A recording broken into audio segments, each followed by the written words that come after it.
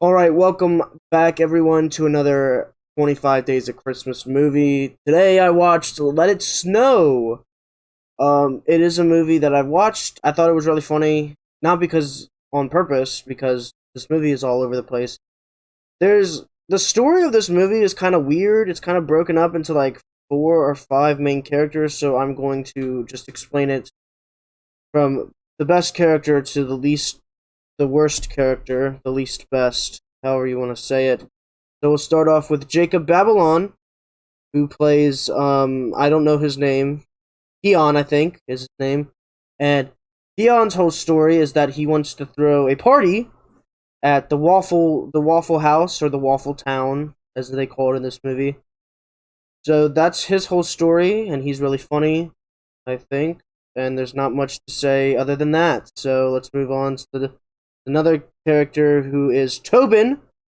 And Tobin's main goal is to date Angie, and hijinks ensue. So Tobin and Angie both like each other, but they're not going to tell each other until the end of the movie. So they just have to do some random shit. So Angie's one friend JP, who looks like he's about 35, he's in town from college and he's throwing a party, but it's not actually his party. Revealed it's actually these two brothers that are so menacing that we never find out why they're scary or why they were put in jail, as the characters say multiple times that they thought they were in jail, but we never see or hear about why. So they're just kind of doofuses for no reason. So um Tobin and Keon are friends, so Tobin is tasked with getting the alcohol to Keon's party.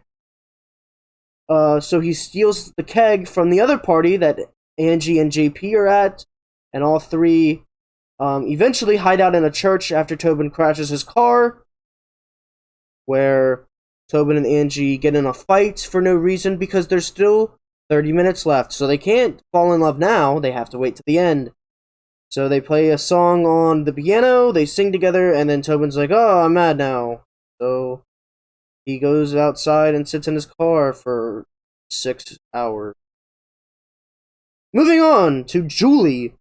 Julie and Stuart, their story is kind of together. Stuart is supposedly a famous musician who Julie sees on a train, but Stuart is so famous that everyone in, like, all of the main cast recognizes him, and some side characters recognize him, but no one else recognizes Stuart at all. And, at the beginning of the movie, I was like, oh, isn't Stuart, like, a YouTuber or something, where, like, kids would know who he is, but no one, like, mainstream would know who he is? But no, he's a musician. So, like, do old people not listen to music anymore? Or does he, like, make... Because it's never specified of what music he makes. I assume he's a pop star. I don't know. It's never explained. So Julie falls in love with Stuart, who I assume is, like, at least in his 20s. And the description of the movie, it says these characters are in high school. So that's kind of weird on Stuart's part. But Stuart and Julie go sledding. At one point, Stuart's clothes get wet, so they go back to Julie's house, where she steals her grandfather's clothes. And it kind of seemed to me like Julie's grandfather was a little racist. Just a little bit, just a tiny. But then Stuart starts singing a Mick Jagger song, and then they start dancing. So, oh, Julie's mom also has cancer, and she also got into Columbia, so there's not... She's like, I can't go, and then Stuart's like, you can go, and then she's like crying to her mom, and then her mom's like, oh, you can go. Like, okay. Uh, and then we move on to our last character, who I've forgotten her name because she sucks so bad.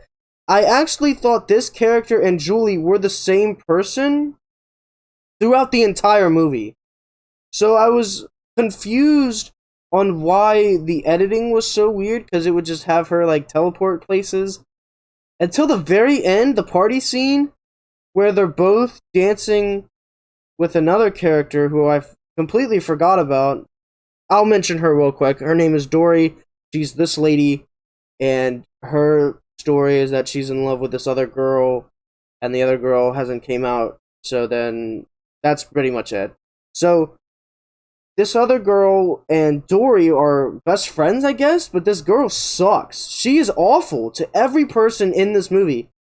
Eventually, she's worried about her boyfriend, being with this other girl, and he is with this other girl. So she goes to the Waffle House and dumps a milkshake on her head, and then Dory is like, "Dude, what are you doing? You're an asshole." And she's like, "I'm not an asshole." And then she runs off, and then she comes back with a pig. I guess that's what Dory wanted for Christmas, was a pig. So she got her a pig.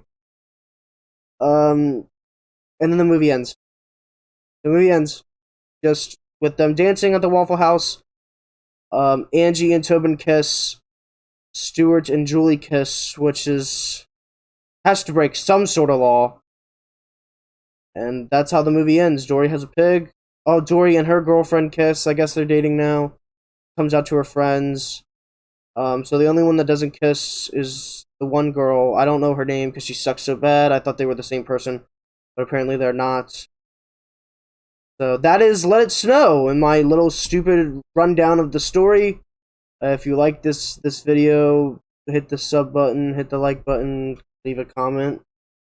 It's almost Christmas, so yeah, we're almost done. And peace out, boys.